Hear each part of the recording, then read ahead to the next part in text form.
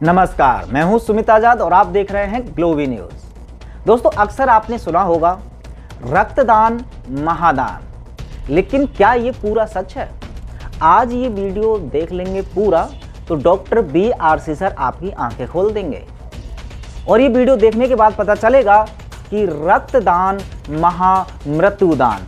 जी हाँ, सुनने में अजीब लग सकता है, लेकिन विद एविडेंस पूरे एक्सप्लेन के साथ इस वीडियो में एक्सप्लेन करने वाले हैं डॉक्टर BRC कि किस तरह से जो रक्तदान को महादान समझा जाता है वो एक्चुअल में महादान नहीं है, ये है बेहद खतरनाक। तो वीडियो में आगे बढ़ने से पहले डॉक्टर BRC सर से संबंधित कोई भी अपडेट या उनकी लेटेस्ट वीडियो देखने के लिए ग्लोबी न्यूज को सब्सक्राइब कर लीजिए। चलिए चलते हैं डॉक्टर BRC सर के पास। इमेजिन कीजिए ये बैग आपकी बॉडी है और ये जो कंचे हैं ये आपके बॉडी में जान। जब तक ये जान आपकी बॉडी में है तब तक आप जिंदा हैं, लेकिन समय के साथ साथ बॉडी में कई बार बीमारी आ जाती है और कई बार बीमारी इतनी बड़ी हो जाती है जिससे जान निकलने का खतरा बन जाता है। ऐसे में आप ट्रीटमेंट कराते हैं, इलाज कराते हैं, उस बीमारी को ख़त्म करने के लिए रिपेयर कराते हैं और कई बार आप देखते हैं कि इलाज के बावजूद भी पेशेंट की जान चली गई, बल्कि इलाज के दौरान ही पेशेंट की जान चली गई। और ऐसे में आपको लगता है कि इलाज तो कराया था फिर भी पेशेंट को हम बचा नहीं पाए, जबकि क्लोज इन्वेस्टिगेशन से अक्सर ये पाया जाता है कि जब इलाज की कड़ी को पकड़कर, उसके थ्रेड को पकड़कर ध्यान से देखा गया तो पाया गया कि इलाज के बावजूद भी पेशेंट नहीं मारा गया, बल्कि इलाज ही कारण है पेशेंट के मरने का। मेडिकल भाषा में इसे बोलते हैं एट्रोजेनेसिस। आज मैं एक बहुत ही गंभीर विषय पे आपसे बात करूंगा। आपको ले जाता हूं आज से 150 साल पहले। अमेरिका की बात है, नॉर्थ अमेरिका की बात है। उस वक्त अगर कोई accident victim, blood loss patient hospital में आता था, ब्लड लॉस चाहे सर्जरी की वजह से हो या एक्सीडेंट की वजह से हो या पेशेंट एनीमिक हो, उस वक्त का कॉमन प्रैक्टिस था मिल्क ट्रांसफ्यूजन। नज़ारा ये कि पेशेंट लेटा हुआ है और पेशेंट की नसों में दूध के पाइप लगे हुए हैं और दूध लिटरली नसों में चढ़ाया जा रहा है। नज़ारा यहाँ तक भी था कि बेड के पास गायें बंधे हुए हैं और नर्सेस गाय का दूध निकाल रही है और ताज़ा दूध पेशेंट पे चढ़ाया जा रहा है, इस उम्मीद से कि शायद पेशेंट बच जाए। आपको मेरी बात का यकीन नहीं आएगा, इसीलिए मैं आपको रेफरेंस दे रहा हूँ ब्रिटिश मेडिकल जर्नल का 12 अप्रैल 1879, पेज नंबर 557 से लेके 559 के बीच में। आपको पढ़ना है तो स्क्रीन पे दिए हुए लिंक में जाके आप देख सकते हैं, आर्टिकल पढ़ सकते हैं। आपको समझ आ जाएगी बात कि उस वक्त का कॉमन प्रैक्टिस था मिल्क ट्रांसफ्यूजन। और नतीजा क्या? वही नतीजा जो एक्सपेक्टेड है कि पेशेंट की मृत्यु हो जाती। और डॉक्टर्स इस सोच में रहते कि हमने तो दूध चढ़ा के भी देख लिया फिर भी पेशेंट मारा गया। और कई सारे ट्रायल्स होते रहे, कई सारे एक्सपेरिमेंट होते रहे और कई सारे नियम भी बनते रहे। एक वियर्ड नियम ये भी था कि अगर वो लड़का है विक्टिम पेशेंट तो गाय या भैंस का दूध चढ़ाया जाएगा, और लड़की है या बच्चा है तो बकरी का दूध। या एक ट्रायल का नतीजा ये भी था कि अगर 1 लीटर दूध चढ़ाया गया तो जल्दी मौत होती है, या आधे लीटर से कम दूध अगर चढ़ाया जाए तो जिंदगी थोड़ी देर तक रहती है। और फाइनली उन्होंने कंक्लूड किया कि आधे लीटर से कम दूध चढ़ाना ही ठीक रहेगा। करते करते 50 साल निकाल दिए डॉक्टरों ने ये समझने के लिए कि दूध चढ़ाने के बावजूद भी मृत्यु नहीं हो रही है, बल्कि दूध चढ़ाने की वजह से मृत्यु हो रही है। और इसके साथ ही मिल्क ट्रांसफ्यूजन का जो प्रैक्टिस था वो हमेशा के लिए खत्म हो गया और उसकी जगह आ गया what is now known as blood transfusion. आजकल पिछले 100 सालों की बात कर रहा हूँ, दुनिया भर के हर तरह के हॉस्पिटल्स में एक कॉमन सीन है, अगर एनीमिक पेशेंट आ जाए या एक्सीडेंट विक्टिम ब्लड लॉस वाला आ जाए या किसी भी सर्जरी की वजह से ब्लड लॉस हो जाए, तो एक कॉमन प्रैक्टिस है and that is blood transfusion. Blood transfusion में ये बिलीव ही नहीं किया जाता, बल्कि ये विश्वास किया जाता है कि खून चढ़ाने से इंसान के जिंदा रहने की पॉसिबिलिटी बढ़ सकती है, रादर बढ़ जाती है। लेकिन पिछले 10 सालों में ही, सिर्फ लास्ट 10 ईयर्स में एविडेंस की बात की जा रही है कि एक्चुअली रियलिटी में देखते हैं कि जो हम सोच रहे हैं क्या ऐसा ही है। पिछले 10 सालों में बहुत सारे आंकड़े कलेक्ट किए गए, बहुत सारे रैंडमाइज कंट्रोल ट्रायल हुए, बहुत सारे मेटा-एनालिसिस सामने आए और वो सारे ट्रायल्स का नतीजा सिर्फ एक। मान लीजिए 2 पेशेंट हैं, दोनों की स्थिति एक जैसी गंभीर है, दोनों का ब्लड लॉस एक जैसा है और एक को खून चढ़ाया गया और एक को खून किसी कारणवश नहीं चढ़ाया गया। हर बार ये पाया गया कि जिन पेशेंट्स को खून चढ़ाया गया उन पेशेंट्स के मृत्यु की चांसेस लगभग डबल है, 2 गुना।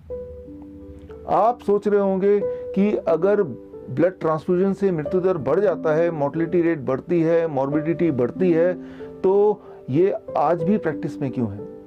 इसके लिए आप गौर कीजिए स्क्रीन में दिए हुए रिपोर्ट को। रिपोर्ट है AABB का, यानी कि American association of blood bank, जिन्होंने ये बीड़ा उठाया है कि वो प्रोटोकॉल बनाएंगे, गाइडलाइन बनाएंगे, रिकमेंडेशन बनाएंगे। उनके रिकमेंडेशन देखिए, 4 रिकमेंडेशन स्क्रीन पे है। इनमें से रिकमेंडेशन 2, 3, 4 की बात करते हैं। इन तीनों रिकमेंडेशन के लास्ट लाइन को देखिए, मैंने हाईलाइट किया है। लास्ट लाइन क्या है? Weak evidences, weak recommendation, uncertain recommendation, low quality evidences, very low quality evidences. बोलने का मतलब ये है, उन्होंने प्रोटोकॉल तो बना दिया, नियम बना दिया, गाइडलाइन बना दिया, लेकिन बोलना वो चाह रहे हैं इस गाइडलाइन के लिए सबूत कोई ठोस नहीं है, बल्कि सबूत ही नहीं है।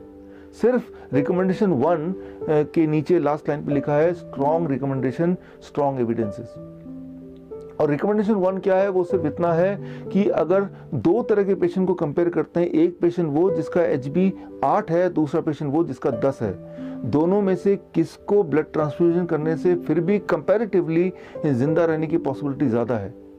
देखिए, ये कंपैरिजन कुछ वैसा ही होगा जैसा मिल्क ट्रांसफ्यूजन वाले जमाने में कंपैरिजन किया गया कि 1 लीटर दूध या आधा लीटर दूध। जबकि सच्चाई तो ये है कि अगर कंपैरिजन करना ही है तो blood transfusion versus no blood transfusion. और इस तरह के ट्रायल्स तो पिछले 10 साल में ही हुए और हर ट्रायल का नतीजा बिल्कुल साफ कि ब्लड ट्रांसफ्यूजन से मृत्यु होती है। यहाँ एक बात आपको समझना होगा, चाहे वो ब्लड ट्रांसफ्यूजन हो, चाहे वो मिल्क ट्रांसफ्यूजन हो, जब भी कोई भी लिक्विड, वो लिक्विड खून हो सकता है, वो लिक्विड दूध हो सकता है, वो लिक्विड इवन सलाइन हो सकता है, जब भी कोई भी लिक्विड नसों के माध्यम से आपकी बॉडी के अंदर जाता है, तब उस वक्त आपके बॉडी में कुछ हलचल होती है। पहली बात जिसे कहते हैं मेडिकल भाषा में ट्राली मतलब transfusion related acute lungs injury, यानी कि लंग्स पर दबाव पड़ता है, लंग्स काम करना बंद कर देती है, इंसान की मृत्यु हो जाती है। और दूसरी सबसे बड़ी बात जिसे कहते हैं मेडिकल भाषा में trim, transfusion related immune modulation, यानी कि जब भी कोई भी लिक्विड नसों के माध्यम से बाहर से बॉडी में जाता है तो बॉडी का जो इम्यून सिस्टम है पूरा गड़बड़ हो जाता है, तहस नहस हो जाता है। और एक खास तरह का मॉलिक्यूल जिसका नाम है VEGF, vascular endothelium growth factor, ये एक ऐसा मॉलिक्यूल है जो ये डिसाइड करता है कि आप हेल्दी रहेंगे या आप बीमार पड़ेंगे, आपकी डेथ कैंसर से होगी या आप हार्ट डिजीज से जूझेंगे। ये जो मॉलिक्यूल है ये पूरी तरह डिस्ट्रॉय कर देता है जब भी कोई भी लिक्विड आपके बॉडी में ट्रांसफ्यूज होता है थ्रू द ब्लड वेसल्स। सो ये इस थ्योरी को अगर आप समझना चाहते हैं तो आप मेरे YouTube चैनल में जाके आप एक वीडियो देखिए, वीडियो का नाम है क्योर फॉर ऑल डिजीज। तो आपको पता चल जाएगा कि VEGF का सिग्निफिकेंस क्या है। बल्कि पिछले साल का जो नोबेल प्राइज विनिंग साइंस था वो भी इसी पे आधारित था। हर साल पूरे दुनिया में हजारों ब्लड डोनेशन कैंप्स लगते हैं और कैंप के माध्यम से 85 मिलियन यूनिट से लेके 100 मिलियन यूनिट तक ब्लड कलेक्ट किया जाता है। लगभग 10 ओलंपिक साइज के स्विमिंग पूल के बराबर अमाउंट का, मतलब 10 ओलंपिक साइज के स्विमिंग पूल को अगर ब्लड से भर दें तो जितना खून होगा इतना खून डोनेशन के नाम से, ब्लड डोनेशन के नाम पे कलेक्ट किया जाता है। बड़े बड़े संस्थान, Lions club, rotary club, school के बड़े बड़े सोसाइटी आए दिन ब्लड डोनेशन कैंप लगाते हैं उस उम्मीद से कि शायद इससे कोई हम पुण्य कमा लें। उनके दिमाग में यह है कि ब्लड डोनेशन रक्तदान जीवन दान है।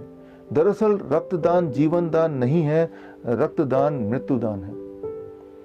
लेकिन मुझे पता है कि ये सच्चाई एविडेंस के तौर पे प्रूव होने के बाद भी ये जो वेस्टर्न मेडिसिन है, मॉडर्न मेडिसिन है, इस सच्चाई को आम जनता तक या इस सच्चाई को इम्प्लीमेंट नहीं होने देगी। क्योंकि अगर ये सच्चाई आम जनता तक पहुंच गई तो आम जनता का, ह्यूमैनिटी का वेस्टर्न मेडिसिन पे विश्वास, फेथ हमेशा के लिए खत्म हो जाएगा। अगर आप रियल मायने में पुण्य कमाना चाहते हैं तो सिर्फ एक काम मुझे लगता है हमें करना चाहिए, सच्चाई उन लोगों तक पहुंचाना चाहिए जिनको इनकी सबसे ज़्यादा ज़रूरत है।